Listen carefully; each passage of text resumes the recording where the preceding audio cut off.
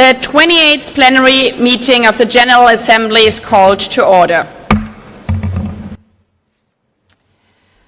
I declare open the World Social Summit under the title the Second World Summit for Social Development. This meeting is held in accordance with Resolution 78/318 of 16 July 2024 under sub-item B of Agenda Item 25, entitled Social Development, including questions relating to the world social situation and to youth, aging, persons with disabilities, and the family. The documentation under this item is listed in the Journal of the United Nations.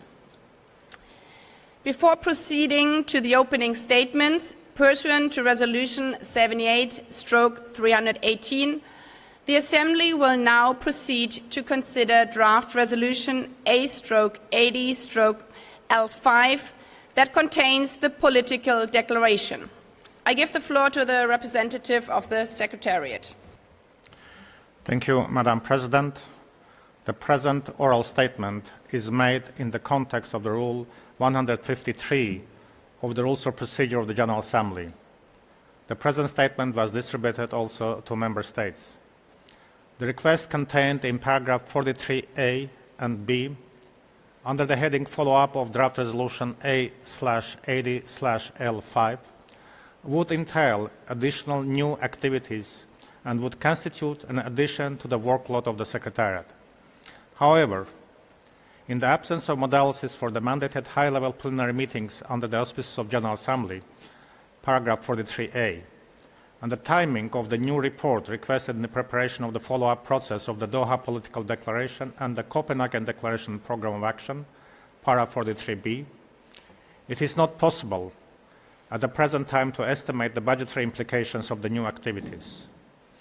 When the format, scope, and other modalities are determined, the Secretary General would assess the budgetary implications and advise the General Assembly in accordance with Rule 153 of the Rules of Procedure of the General Assembly. Also, once the modalities are known, in accordance with the established practice, the date of the high-level plenary meeting would be determined in consultation with the Department of General Assembly and Conference Management. While it is the understanding of the Secretariat that adoption of draft resolution A/80/L5 would not entail program budget implications for 2026, related resource requirements for subsequent years, as applicable, would be presented in the proposed program budget for consideration by the General Assembly in the applicable years. Thank you, Madam President. I thank the representative of the Secretariat. Before proceeding further, members are reminded that pursuant to Decision 80/509 of 31st October 2025, any explanation of vote concerning the draft resolution shall be made immediately before the closing segment of the summit instead of at the opening segment. We shall now take a decision on draft resolution A/80/L5. entitled Doha Political Declaration of the World Social Summit, under the title The Second World Summit for Social Development. May I take it that the Assembly decides to adopt draft resolution A/80/L5? It is so decided.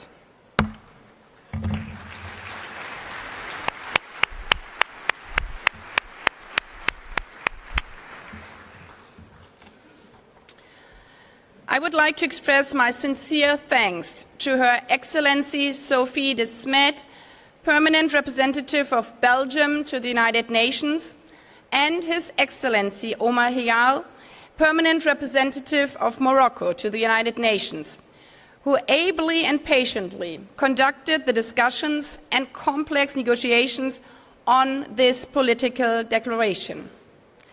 I also express my sincere thanks to His Excellency Philippe Koudelka, the former permanent representative of Belgium to the United Nations, for his work in the initial stage of the process. I'm sure members of the Assembly will join me in extending to them our sincere gratitude. I will now make a statement as the President of the General Assembly.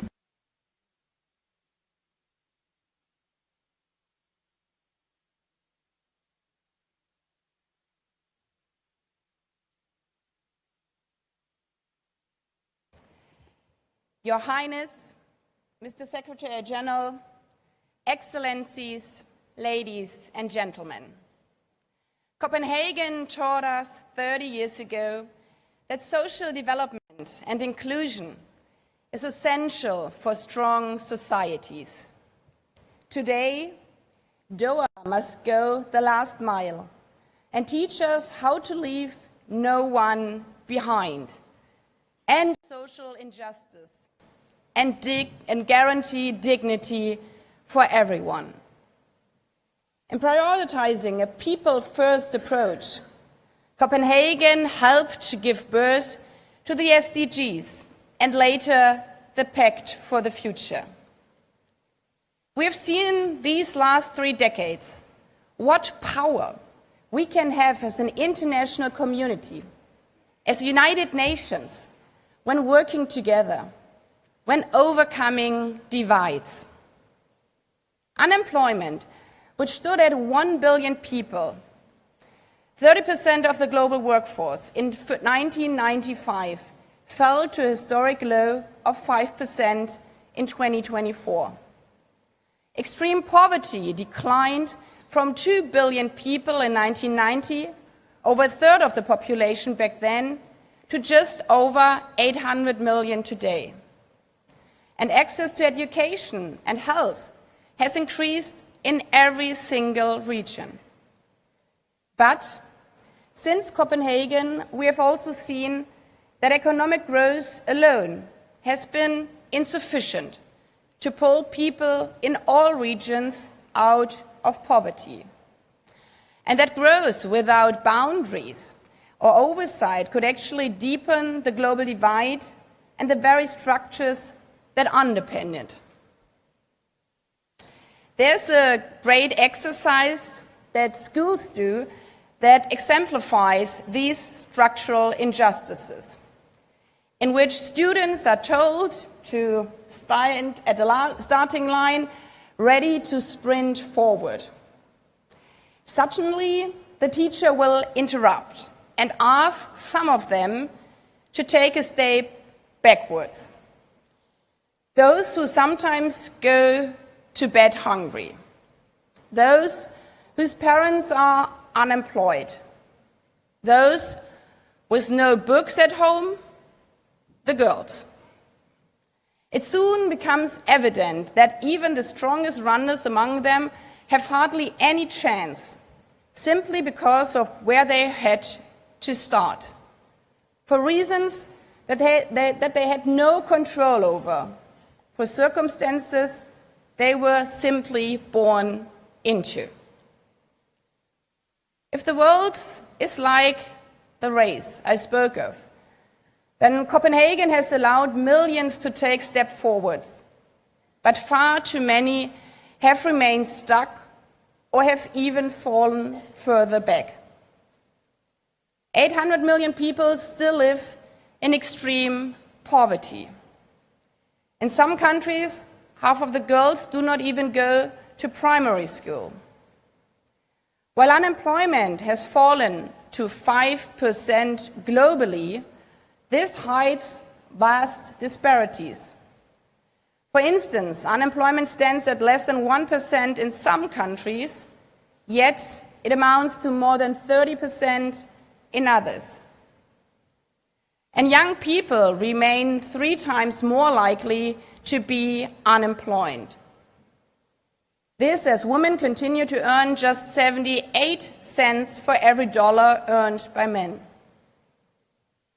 That is why this conference, this moment truly matters. To join forces in order to make life fair for everyone, regardless of the circumstances of your birth, or if you live in a region prone to natural disaster or conflict. Allow me to make 3 points on our shared challenges and shared opportunities in delivering on social development. First, we need to urgently address the single largest obstacle facing our pursuit of social development, the climate crisis. We see it time and time again in the wake of climate disasters that wipe out social services and GDP in just an instant. Just last week, Hurricane Melissa barreled through the Caribbean, threatening millions of people and devastating social systems in the process. Such disasters directly account for at least $200 billion in annual losses. Some estimates have this at $2.3 trillion, when others cascading costs are factored in. These are schools, hospitals, livelihoods, all gone in an instant. We are also seeing new epicenters of hunger and poverty emerging as a result of climate crisis. When I visited the Sahel region, I stood in 53 degrees Celsius heat among sand and rocks, where 50 years ago, cotton once grew. Local farmers told me how the rains no longer come when they used to. The wells have run dry, the harvests have withered. This is not just one farm or one country. It is the new frontline of insecurity. Rising temperatures are fueling food crises globally. If we continue like this, it is estimated that if the planet warms by more than 2 degrees, almost 200 million more people could face food insecurity. And this threatens our entire sustainable development agenda, not just SDG 2 on zero hunger. Hunger and poverty are also drivers of displacement. When families are forced to move because of lack of food. And in turn, large-scale displacement puts pressure on neighboring states, straining resources and testing governance, and often driving further insecurity. Thus begins a vicious circle. Climate insecurity leads to hunger and poverty spur displacement and conflict deepens hunger and poverty once more. Yet, on the positive side, we still have it in our power to reduce each future ton of CO2 emissions, to change course now. Fighting the climate crisis and ending hunger and poverty is not merely an act of charity. It is a matter of security and self-interest for all countries. And that brings me to my second point.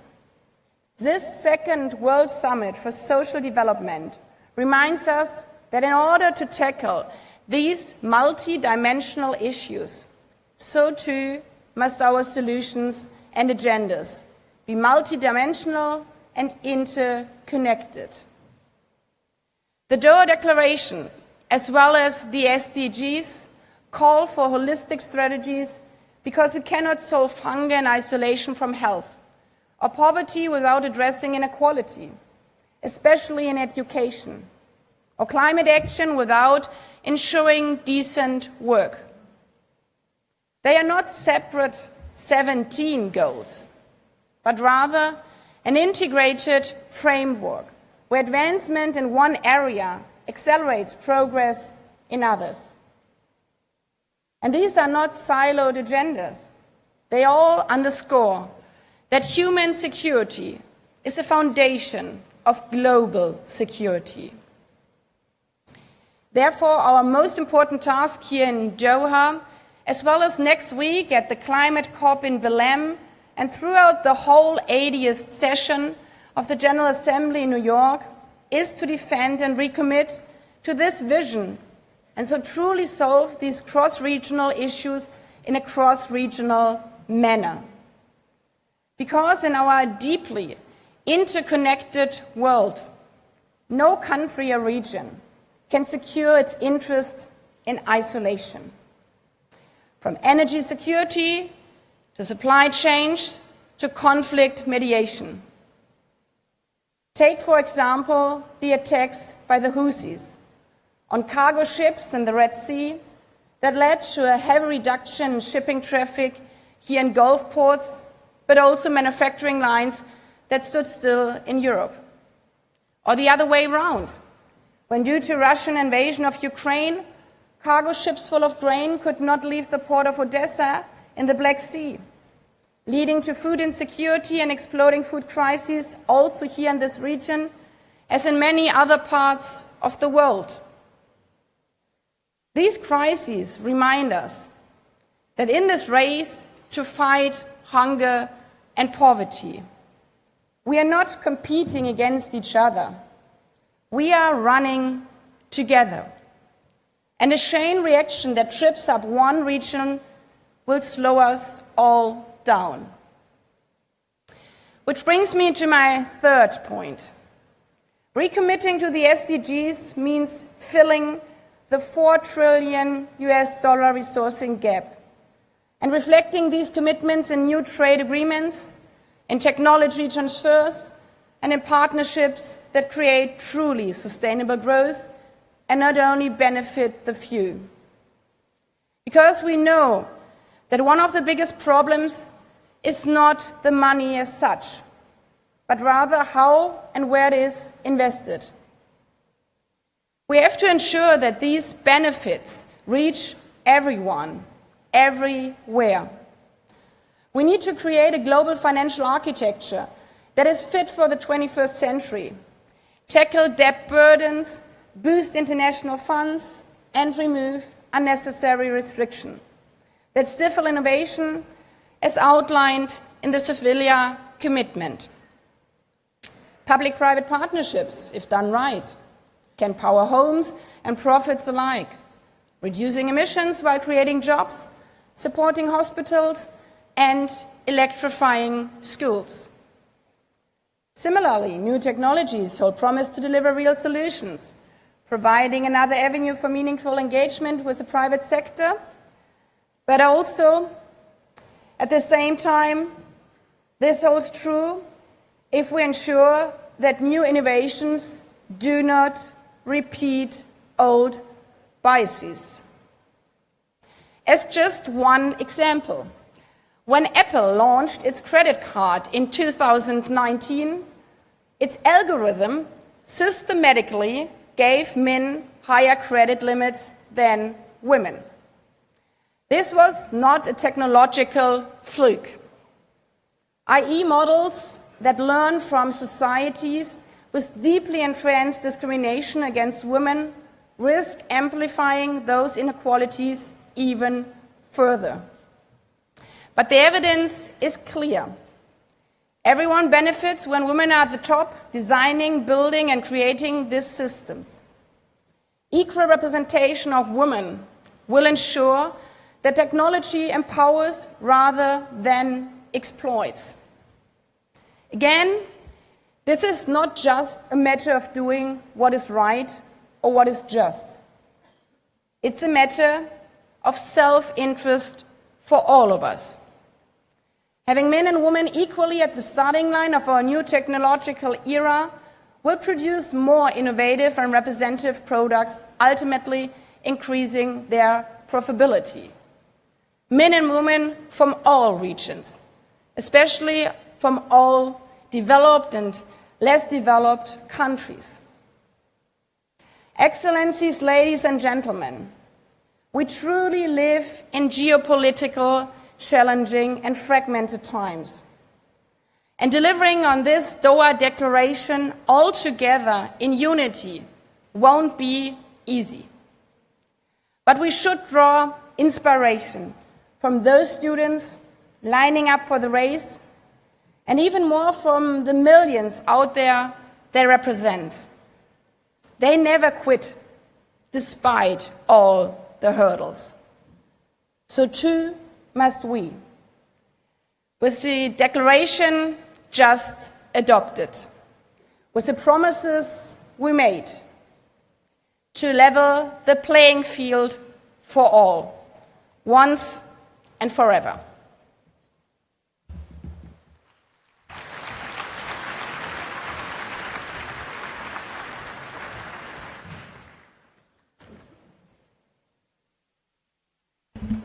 I give the floor to His Excellency Antonio Guterres, Secretary General of the United Nations.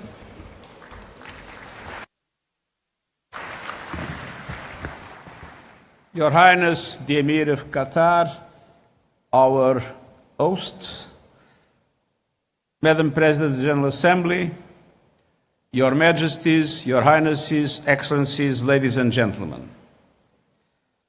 The first World Summit for Social Development in Copenhagen in 1995 was a moment of moral clarity.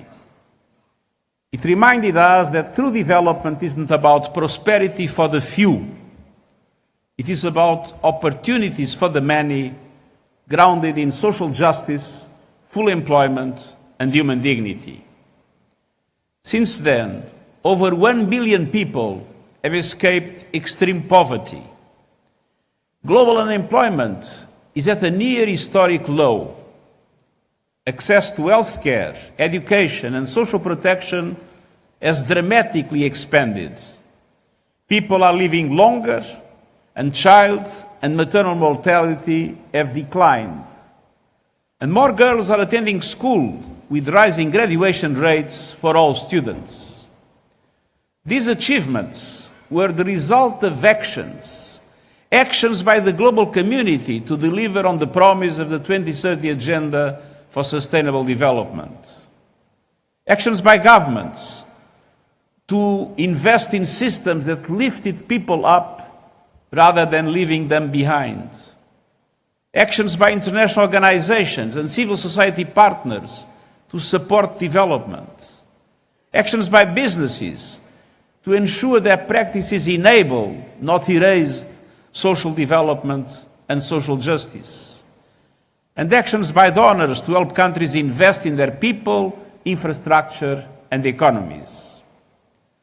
But this second World Summit for Social Development opens at a moment of high global uncertainty, divisions, conflicts, and widespread human suffering.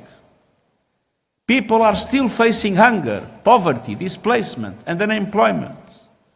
Developing countries are not getting the level of support they need. And we are not moving fast enough to mitigate the volatility and outright destruction wrought by a warming planet. And we are falling short on the Sustainable Development Goals. Your Majesties, Your Highnesses, Excellencies, the Doha Political Declaration represents a booster shot for development. At its heart, the declaration is a people's plan. Bringing it to life requires action in 4 areas. First, a people's plan means accelerating our fight against poverty and inequality. It is unconscionable that nearly 700 million people still live in extreme poverty, with the richest 1% own nearly half of global wealth. It is unacceptable that millions go hungry every day or die each year from preventable disease. Trends made far worse by relentless global aid cuts. And it is intolerable that almost 4 billion people lack access to any form of social protection at all.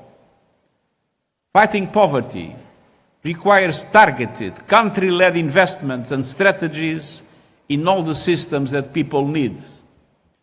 Food systems that can reach all people with affordable, nutritious, sustainably produced food. Universally accessible health systems that can deliver care and medicine to every person, no matter where they live or how much they earn. Water and sanitation systems that deliver clean water to all. Adequate, affordable housing. Energy systems that are clean, reliable, and accessible to all, powering development and jobs. Education systems capable of reaching every child and young person with quality education and skills, underpinned by well-trained and supported teachers. Universal social protection systems that can support people when they need it, and reliable, robust and disaggregated data to track out progress. And progress also depends on investing in the future of our planet. Governments must arrive at the upcoming COP30 meeting in Brazil with concrete plans to slash their own emissions over the next decade, while also delivering climate justice to those on the front lines of a crisis they did little to cause. Just look at Jamaica. The clean energy revolution means it is possible to cut emissions while growing economies. But developing countries still lack the finance and technologies needed to support their transitions. In Brazil, countries must agree on a credible plan to mobilize $1.6 trillion annually in climate finance by 2035 for developing countries. And developed countries must honor their commitments to double finance for adaptation to at least $40 billion this year. And the Loss and Damage Fund needs to be capitalized with significant contributions. Second, a people's plan requires a laser focus on job creation and employment. In every country, governments and the private sector must join forces to promote decent work, living wages, and pathways for workers to transition from the informal economy to jobs in the green, digital, and care economies. Investments in training, skills development, and lifelong learning are essential. As called for by the Global Digital Compact adopted last year, countries should focus on closing the digital divide, achieving universal digital connectivity, and ensuring all people can gain skills in digital technology and artificial intelligence. Creating and sustaining jobs also requires countries to diversify their economies and enhance local processing and innovation to add value and compete in global trade. Any job creation efforts must also ensure women have equal access to jobs while increasing support for care economies. Throughout, we need to strengthen labor protections so profits never come at the expense of workers' rights. Third, a people's plan requires financing. At June's Financing for Development Conference in Sevilla, leaders committed to unlocking more finance for developing countries. National governments must lead the way by mobilizing their own domestic resources.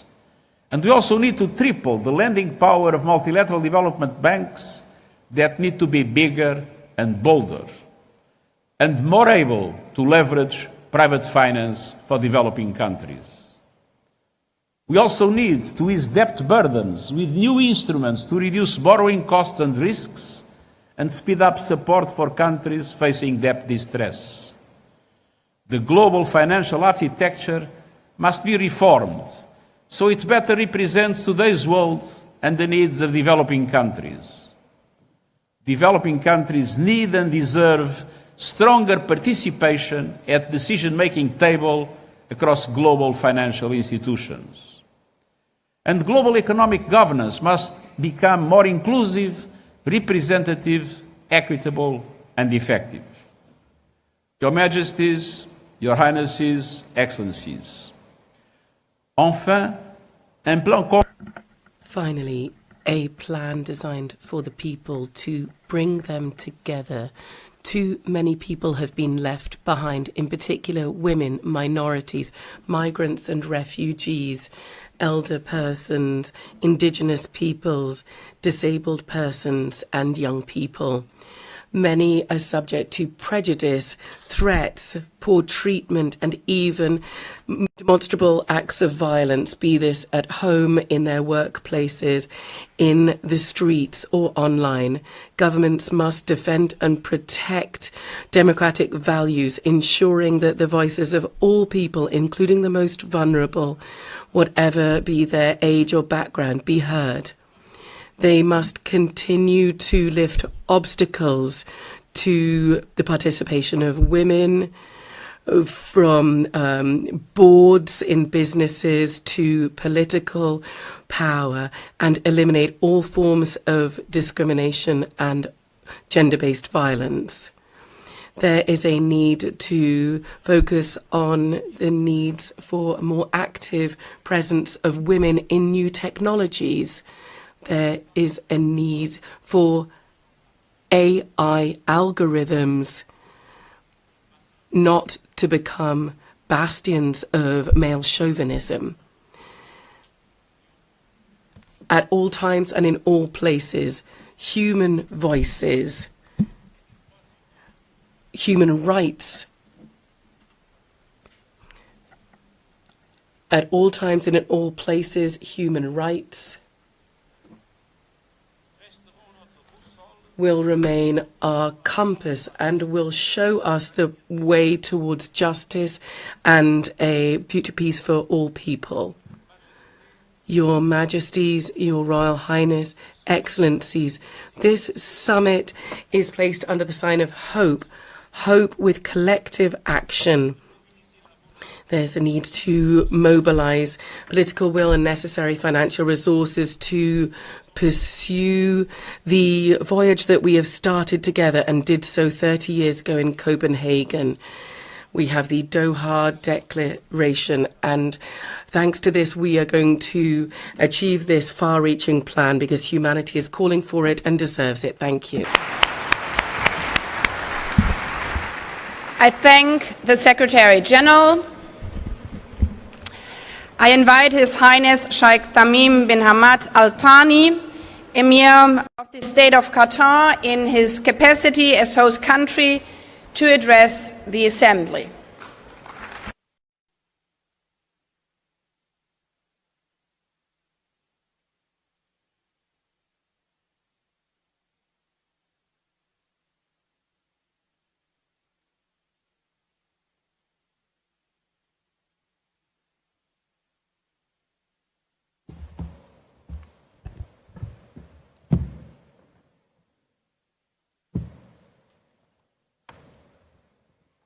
In the name of God, most compassionate, most merciful, Your Excellency, the President of the General Assembly, Your Excellency, the Secretary General, Your Majesty, Your Highness, Your Excellencies, peace be upon you. At the outset, I would like to welcome you all to Doha, wishing you a pleasant stay. The State of Qatar takes pride in hosting this summit, which is held 30 years after the first summit in Copenhagen in 1995. This is an occasion to reiterate the spirit of solidarity and international cooperation, to address challenges that hinder economic development and slows down human development, a matter that threatens social security. We do believe in the importance of collective work on matters that should not cause divergence. And we are keen to enhance social development and to support international efforts to eradicate poverty, increase job opportunities, and to take all efforts necessary to uphold human dignity to achieve a better and more equitable future for all. In this occasion, we do commend the efforts made by Mr. Antonio Guterres, the Secretary General of the United Nations, which represent his interest in developing the work of the United Nations organization. We would like also to thank the DESA at the United Nations for the efforts made towards the coordination and organization of this summit. Dear guests, social development is not a choice, it's an existential necessity, and whilst we celebrate this year the 80th anniversary of the United Nations, we should take the opportunity of this summit to reiterate and to recommit ourselves to the Charter of the United Nations and multilateral efforts, together with doubling down on our efforts to enshrine social development as a main foundation for security and stability for all. At the national level, the state of Qatar has attached special importance to social development and has achieved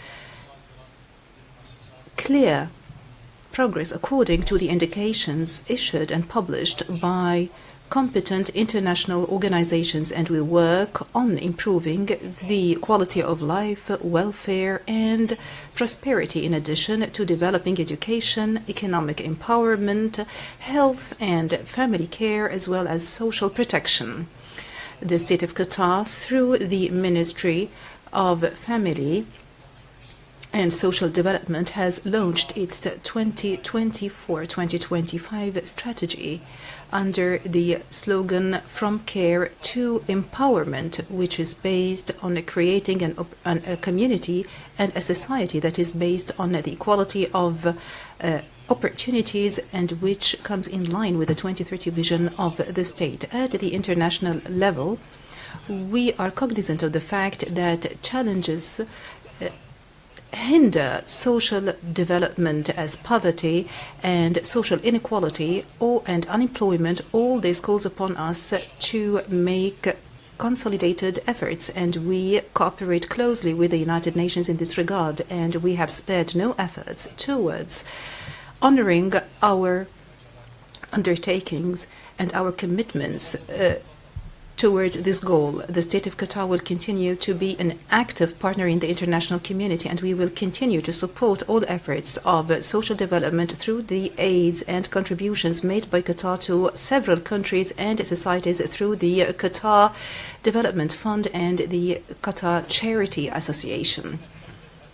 Dear guests, the bare minimum that we need in order to show seriousness in our addressing all these challenges, such as challenges related to environment and human rights, is to uphold our commitments. When it comes to social development, this needs to translate the commitments that we have made as countries in the Copenhagen Declaration. This should be translated into reality by addressing the gaps in the implementation of those commitments, and to give priority to out-of-the-box and creative solutions, in addition to building partnerships and to be persistent on the road of achieving the 2030 agenda.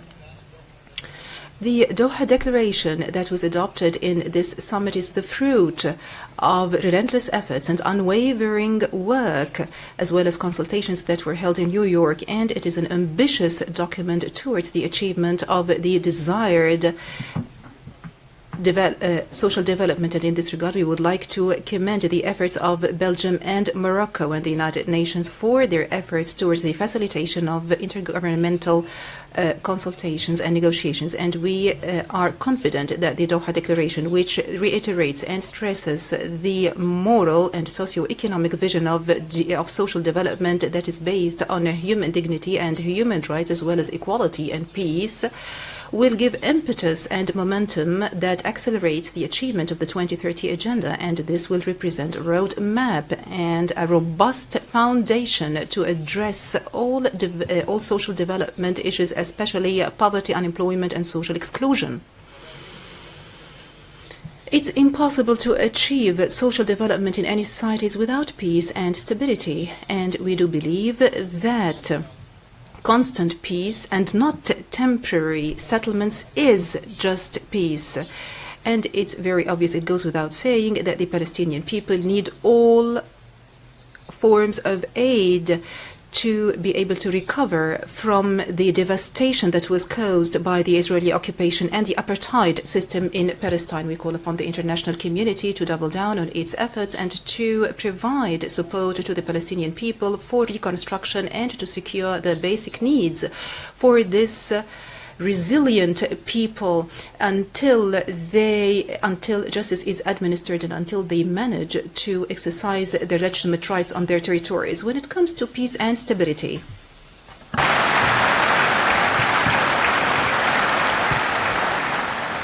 when it comes to peace and stability, I would like to conclude by saying and by mentioning that we were shocked by the atrocities that were committed in Al-Fashir in the Sudan. Were we in need for another piece of evidence to recognize that any manipulation of stability in countries will eventually lead to such shocks and catastrophes and carnage? The Sudan has been going through this carnage and manslaughter for 2.5 years. It's high time we stopped this carnage. We need to achieve a political solution that achieves the territorial integrity and stability of the Sudan. Dear guests, our success will only be measured by our ability to represent and to translate our commitments to tangible procedures which are translated into social development for all, especially in developing countries. And together we can transform this summit into an important juncture that gives rise to steps that would eventually contribute to transferring and translating our slogans of peace and prosperity into a lived reality. In conclusion, I would like to reiterate my welcoming of you to Doha, and I wish that this summit would lead to its desired goals. Thank you, and peace be upon you.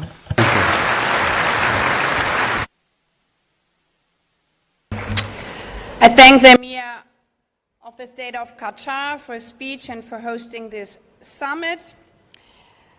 I give the floor to His Excellency Lok Bahadur Tapar, President of the Economic and Social Council.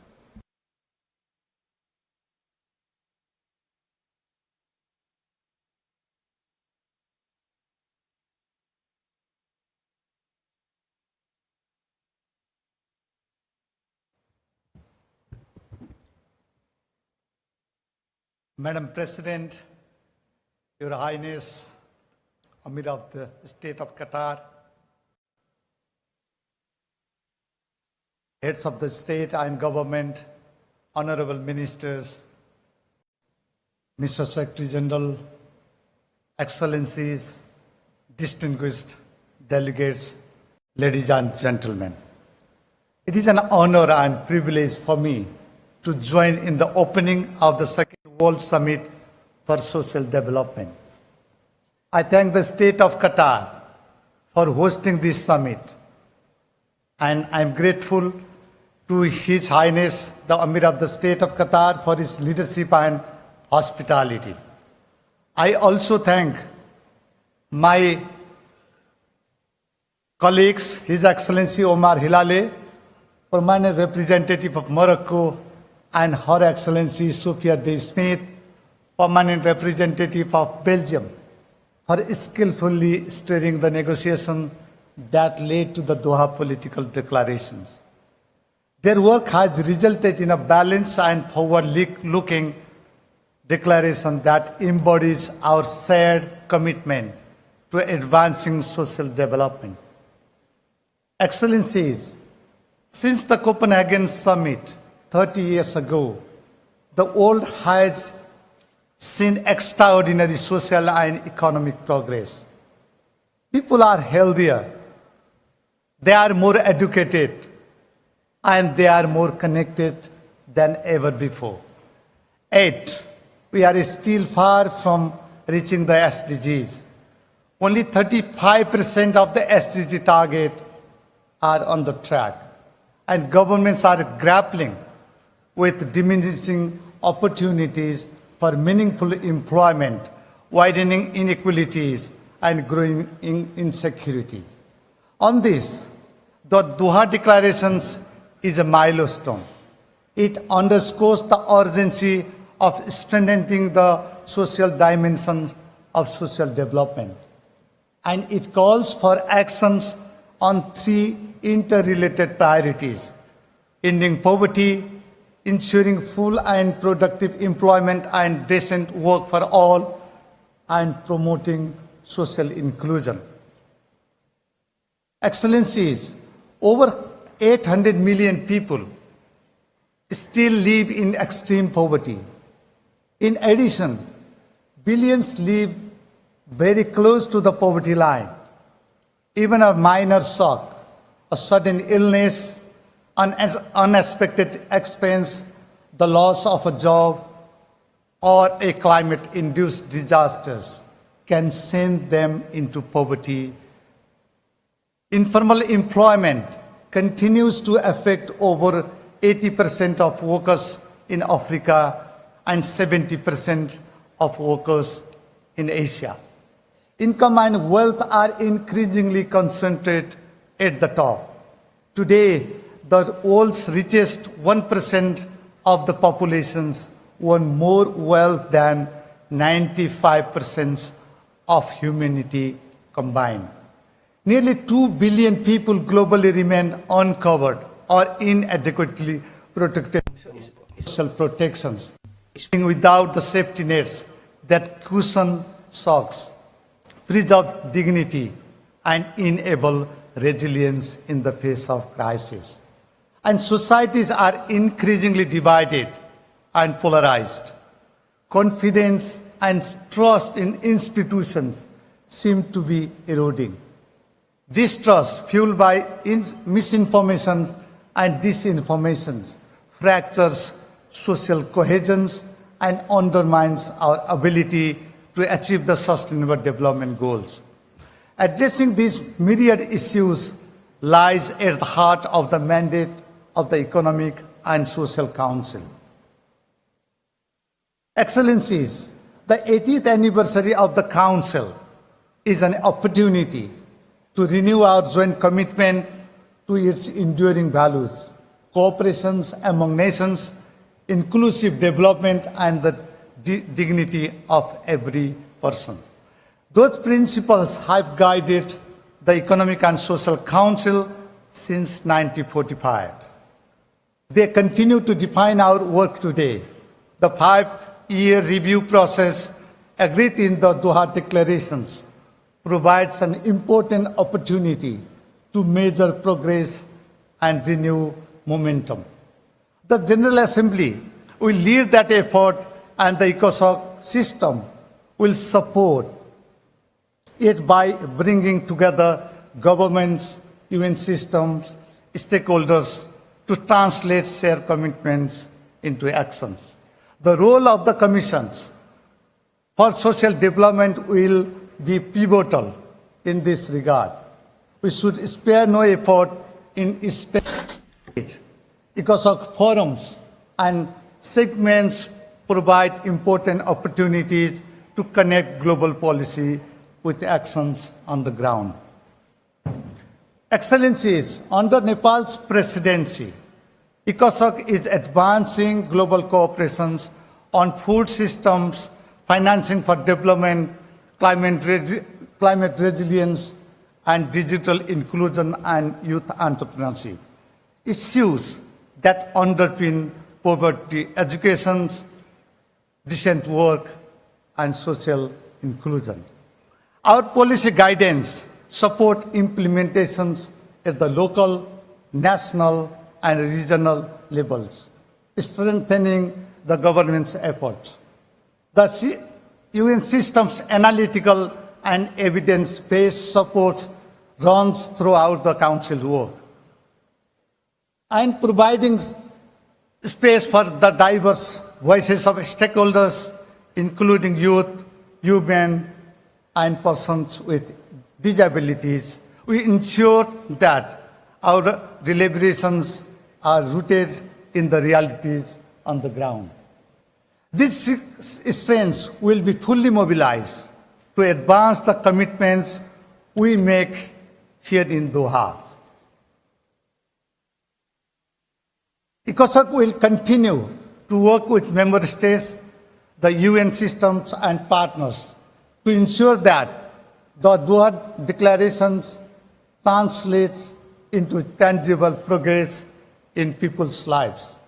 Let us carry forward the spirit of Doha with unity of purpose and shared determination to build societies rooted in dignity, opportunity, and inclusion for all. I thank you.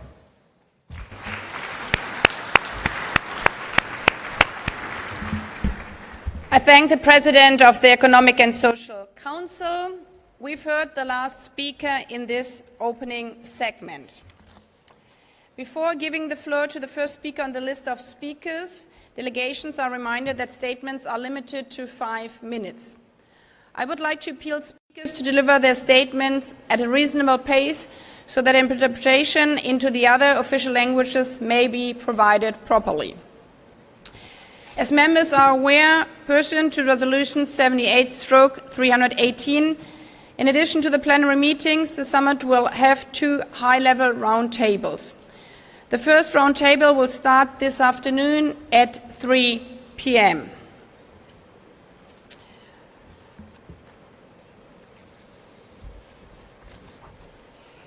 I invite, now my microphone is not, I invite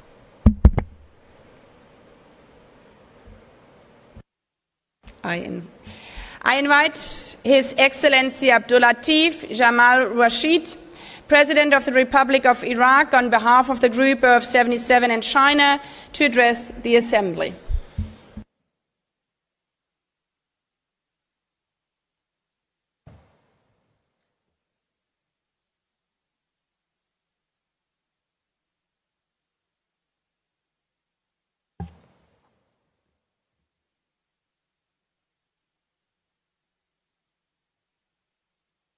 Your Excellencies, distinguished delegations, ladies and gentlemen, it's an honor to deliver this statement on behalf of Group 77 and China.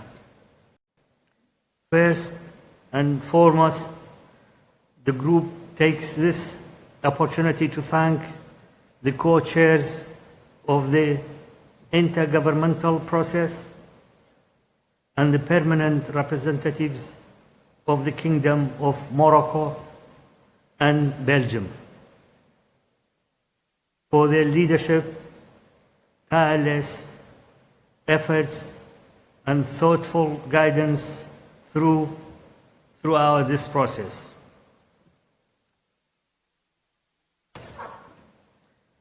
The group also conveys its sincere appreciations to the State of Qatar, its leadership, and people of the generosity,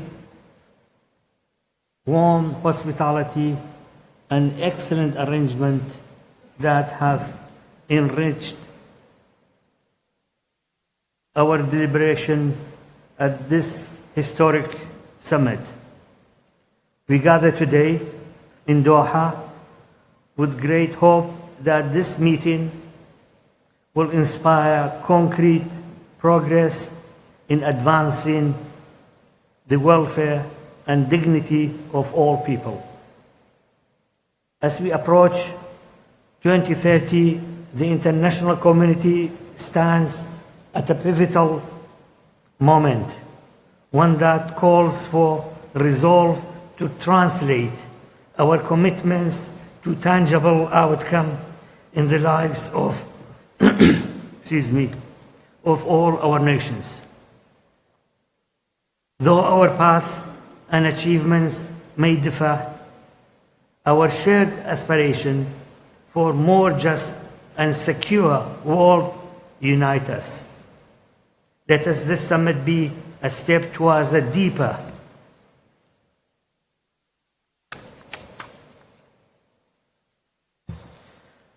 cooperation and solidarity among nations in pursuit of that common vision. Against this background, this background, the group wishes to emphasize the following points. First, we must redouble our collective efforts and place equal emphasis on the 3 pillars of social development to achieve the commitment made 30 years ago.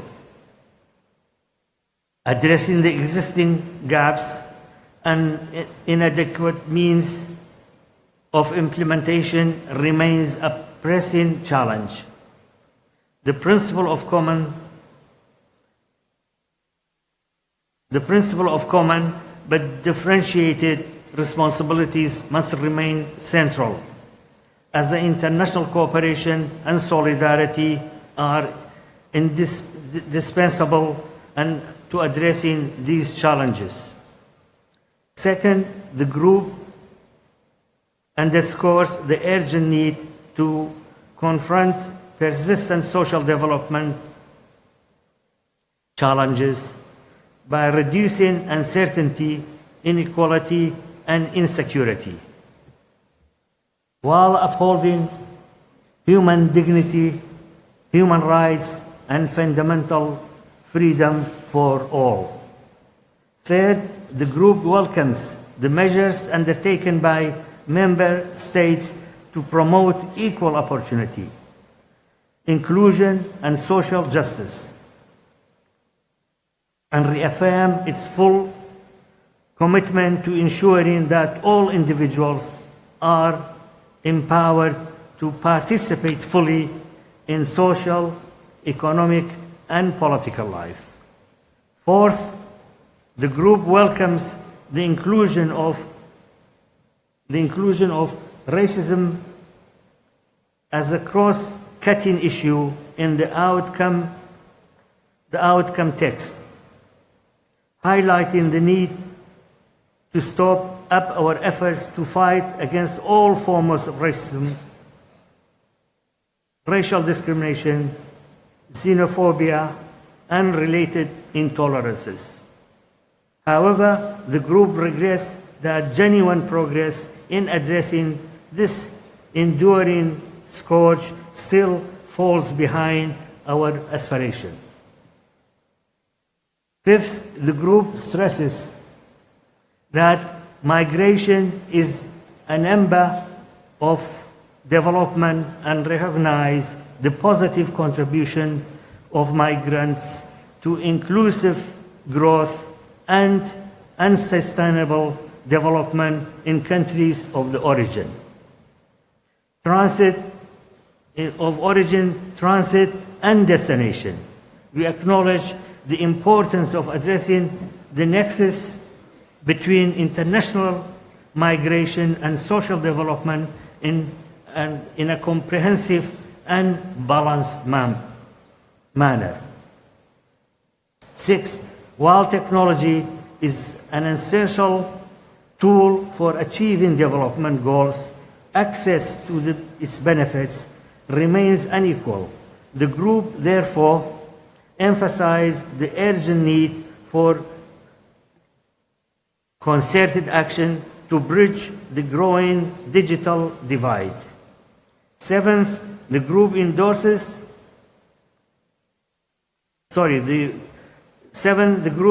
underscores that social development cannot advance while many developing countries continue to face UCM, unilateral coercive measures, while directly and negatively affect the well-being of their people. The group reaffirms that measures impede in economic and social progress and calls for the complete elimination. In conclusion, the Group 77 and China reaffirms our shared commitment to balancing people at the center of development. Let Doha mark a renewed resolve to act with unity, compassion, and determination so that the promises we make today become a living reality for all. Let us leave no one behind. I thank you for listening to these comments.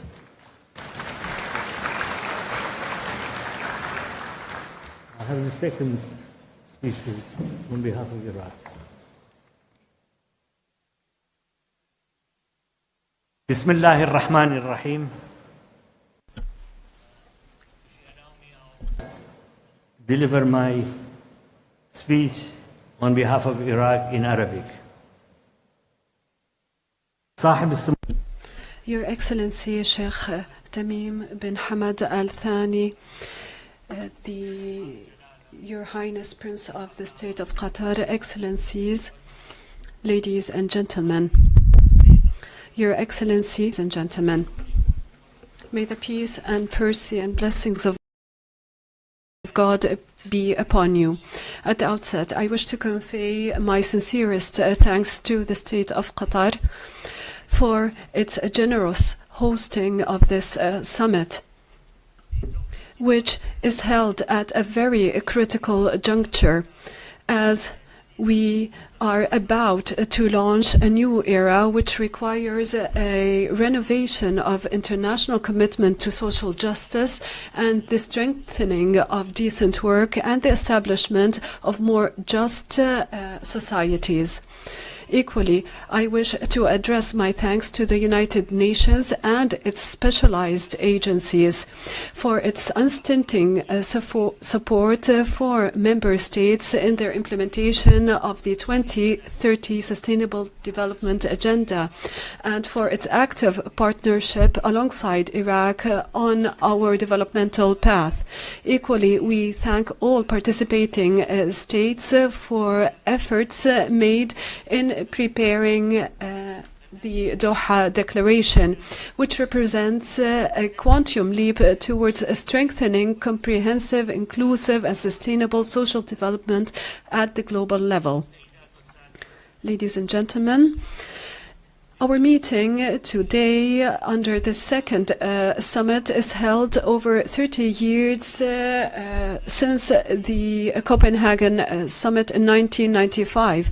It constitutes a new opportunity to review achievements and to proceed with a forward-looking attempt to contain the situation and to preempt the impact of highly complex crises, social crises, climate crises, etc., which necessitate social justice. We firmly believe that investing in humans is the optimal path that leads to justice. Social justice is an existential requirement for decent life. Discrepancy in opportunities, economic opportunities, climate threats, drafts, poverty, etc., all mean that the international community must assume yet a bigger responsibility in upholding the very principles that underpin social justice. In the aftermath of decades of war and terrorism in Iraq, we firmly stand on this path towards social development through reducing poverty, improving education, healthcare, and empowering women and youth, and strengthening the participation by persons with disabilities and the elderly in the public sphere. Iraq, during the recent years, has made major progress in the reform of the social protection system. We moved from humanitarian assistance in times of crisis towards a more sustainable and just system that is underpinned by human rights and social security. Ladies and gentlemen, Iraq ratified in 2023 the ILO Convention 102 on social security floors, thus upholding our international commitments. We made tangible progress in terms of social protection over the last 4 years. Poverty rates have decreased. This is telling of the impact of structural reform in favor of social development. We have expanded the basis of beneficiaries in a tangible manner, which now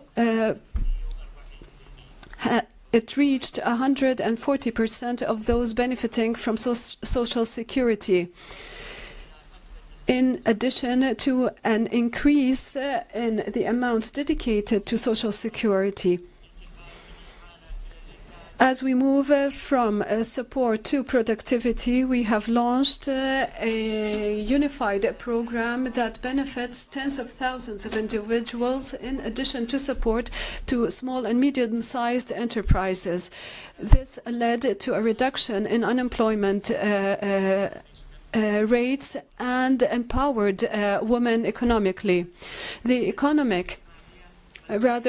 social development is a collective responsibility that includes civil society and the youth, particularly as we joined in 2024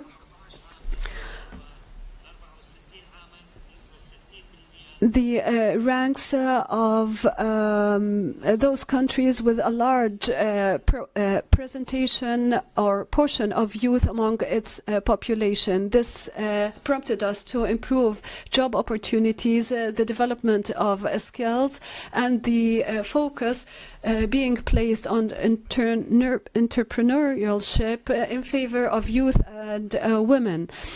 As to climate change and its impact, direct impact on social development, we suffer from water rarity and desertification. Therefore, we launched the Green Iraq initiative that seeks to address such challenges through various projects of renewed and clean energy. Between 2024 and 2023, we are focusing on the increase of renewable energy share and a clean energy share, in addition to an increased participation by the private sector in this effort, and a focus on agriculture to improve air quality and climate adaptation. We have also adopted a comprehensive strategy focusing on agricultural infrastructure and the improvement of food quality and diversity to attain self-sufficiency when it comes to food production. Equally, we are linking social protection to the agricultural sector through support to small agricultural businesses and medium-sized agricultural businesses, with a focus on female-led businesses and a focus on infrastructure in the rural areas. Social development cannot be attained without economic, cultural development. Therefore, we are focusing on good governance and enhancing democratic participation and countering corruption, as these underpin any society that seeks to attain welfare and prosperity. We are committed to transparency through the implementation of the digital transformation program and the unification of our databases, which improves our targeting of corrupt individuals when it comes to making sure that benefits reach those that are in dire need for them. We equally focus on healthcare and health protection, always in line with UN standards and principles.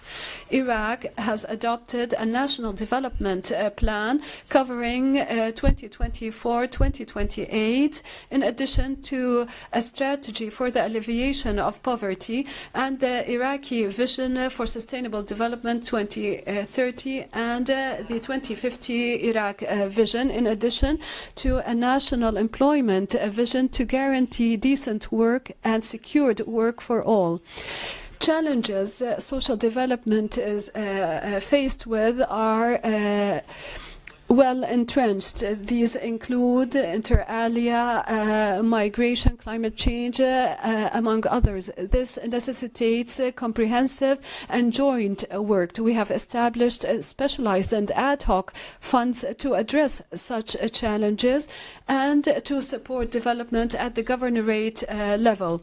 Countering poverty, corruption, and other aspects that plague our societies, including illegal migration, drugs, etc., will undoubtedly be conducive towards improving the livelihood and living standards of our citizens around the world.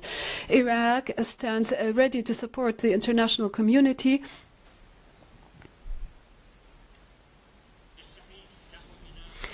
in establishing a more just and equal world where human dignity and rights are always upheld. We are fully confident that this summit will allow for such a new just and sustainable social development. We reiterate our thanks to the State of Qatar for hosting this summit and the United Nations for their efforts and the international community for its support. And we look forward to fruitful outcomes of the current summit. Thank you very much.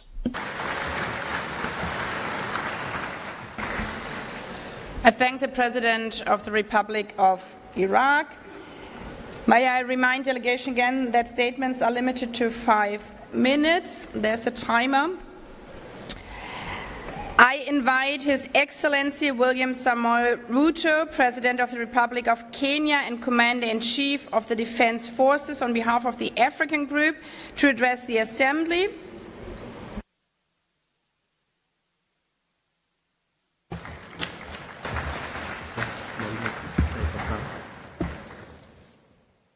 Madam President, Excellencies, Heads of State and Government, distinguished delegates, ladies and gentlemen, on behalf of the African Group, I extend warm appreciation to you, Madam President, and to the State of Qatar for hosting this historic summit, a moment to renew our shared promise 30 years after Copenhagen to place people at the heart of development. We associate ourselves fully with the statement delivered by the delegation of Iraq on behalf of the Group of 77 and China. Excellencies, 3 decades after the first World Summit on Social Development, the world can point to real progress in reducing poverty, improving food security, expanding education, health, and social protection. Yet, persistent and widening inequality within and among nations continue to erode these gains. Global systems of trade, finance, and technology remain unequal and exclusionary. Poverty, unemployment, and social exclusion have been and remain the defining challenges of our time. Confronting them is not charity, it is justice for humanity. Across many sub-Saharan and sub-regions in Africa and Western Asia, hunger is rising, growth is slowing down, and vulnerability is deepening. Health and education systems are under strain, and energy deficits hold back opportunity. Beyond income, inclusion depends on access to essential services that empower individuals and protect dignity. Universal access to affordable and quality health care is not a luxury. It is a right for every human being.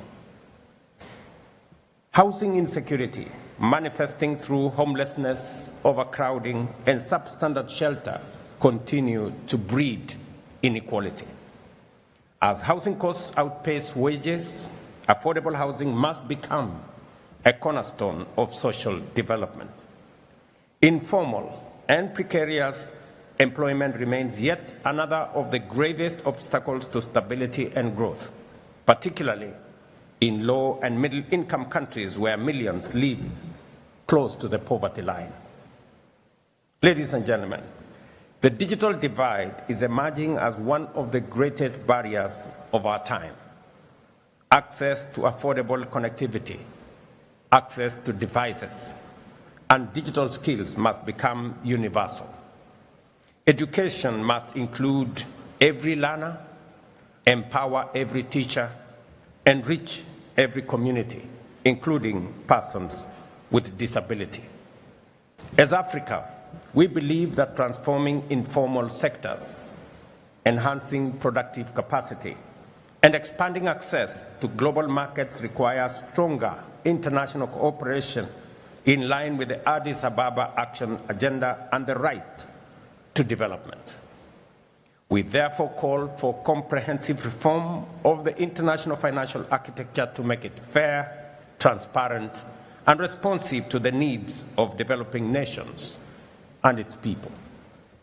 We urge decisive action on debt distress and progress towards United Nations Framework Convention on international tax cooperation. We also underscore our call for a UN Convention in sovereign debt. Distinguished colleagues, the Copenhagen Declaration gave us a timeless framework built on 3 pillars: the eradication of poverty, decent work for all, and social integration. Grounded in equity, solidarity, and human dignity, these pillars remain our compass. We therefore welcome the Doha Declaration on Social Development, a renewed global pledge to translate principle into action and to build cohesive and resilient societies for generations ahead. We commend the co-facilitators, the permanent representative of Morocco and Belgium, for their leadership in guiding this important progress. This summit, distinguished colleagues, must rekindle genuine dialogue, restore trust, and reaffirm multilateralism as the anchor of collective progress. We must amplify the voices of those living in poverty and vulnerability and ensure that developing countries, most of them in Africa, are fairly represented across all multilateral institutions.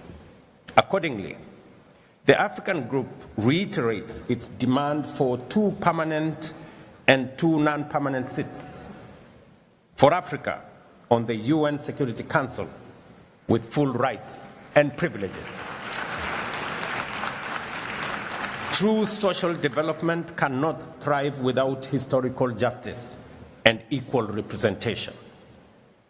The African Union has declared 2025 the year of justice for Africans and the people of African descent through reparations.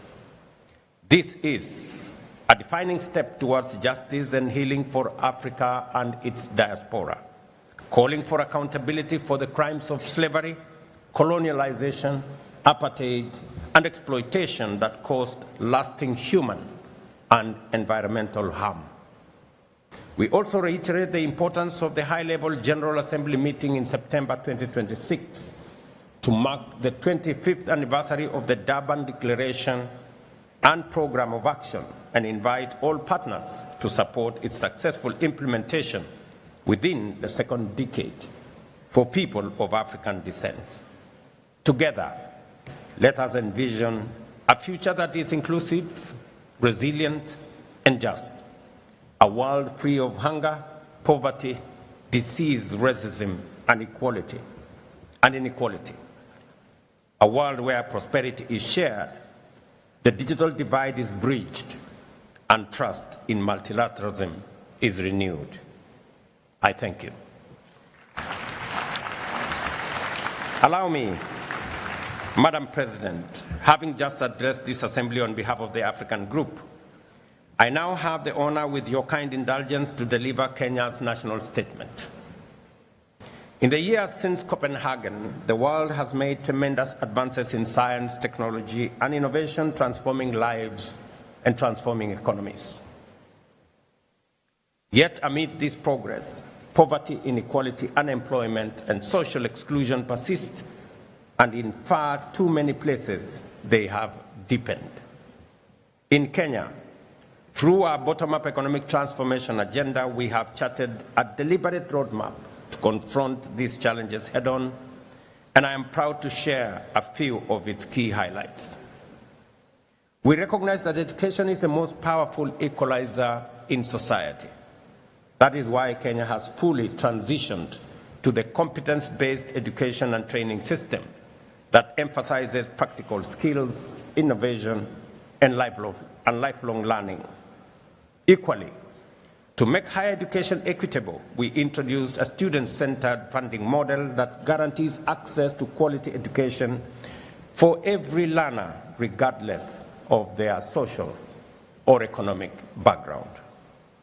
In 3 years, we have hired 76,000 new teachers, a number that will reach 100,000 by January 2026, improving the teacher-to-learner ratio from 1 to 45 to 1 to 29, putting us on course to meet UNESCO's 1 to 25 benchmark by 2027. We have also rapidly expanded technical and vocational training institutions across the country, ensuring that learners gain market-ready skills aligned with the needs of industry and entrepreneurship.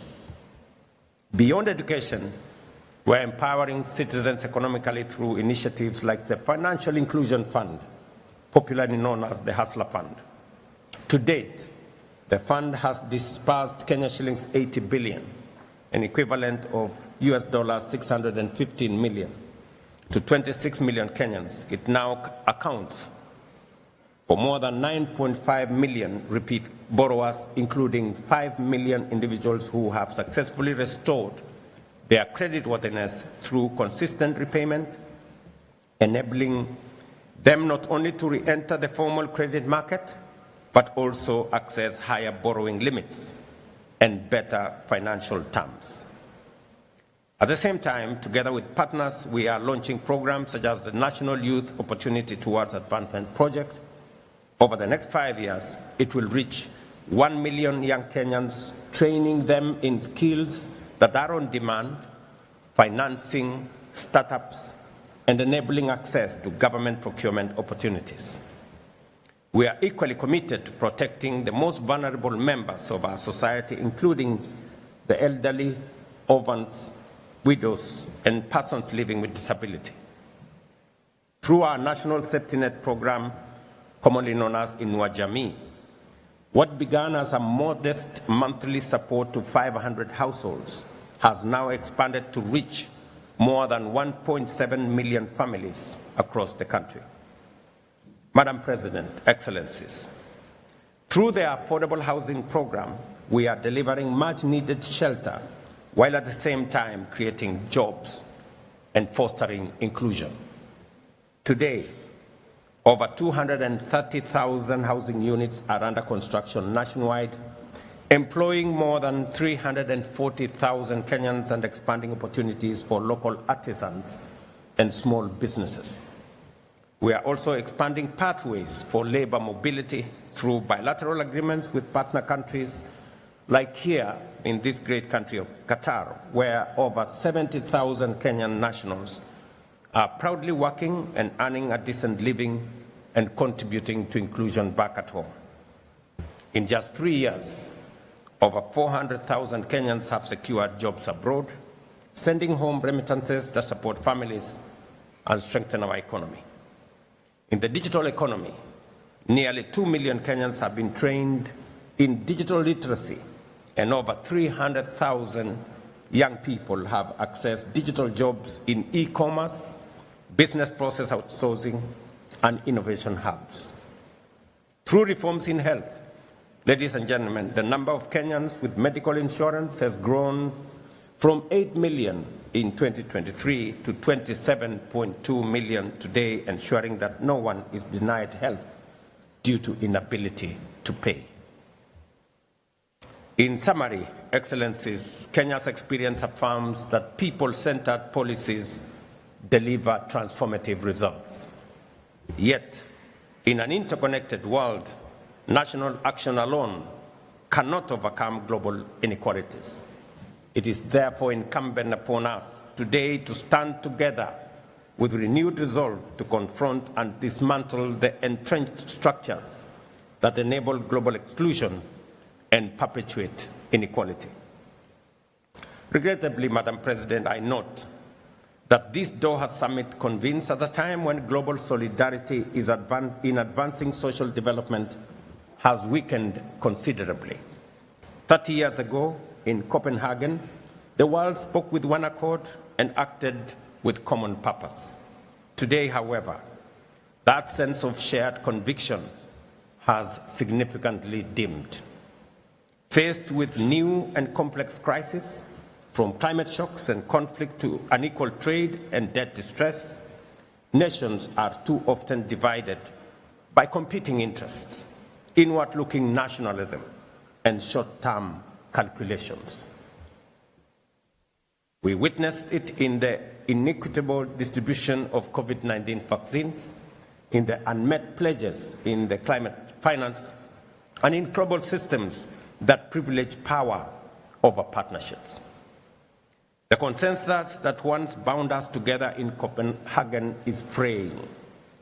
The world risks retreating into isolation at a time when cooperation should be a priority. Excellencies, as the UN at 80 initiative reforms process unfolds, the time will soon come for all of us to make critical choices about the mandates and structures of the United Nations. In doing so, we must resist the temptation to elevate one pillar of the UN at the expense of others. The United Nations was founded on a holistic vision of delivering global peace and security, human rights, and development. These are the three inseparable, indispensable pillars that together sustain global stability and human dignity. I have no doubt in my mind that while the UN must remain the foremost guardian of global peace, it must also be a catalyst for prosperity and a champion of human dignity everywhere and anywhere. The Doha Summit must therefore renew our shared resolve to act decisively, both as individual nations and as a united global community, to eradicate poverty, create decent work, and advance social inclusion as the surest path towards a world that is truly resilient, inclusive, peaceful, and sustainable. I thank you for your attention.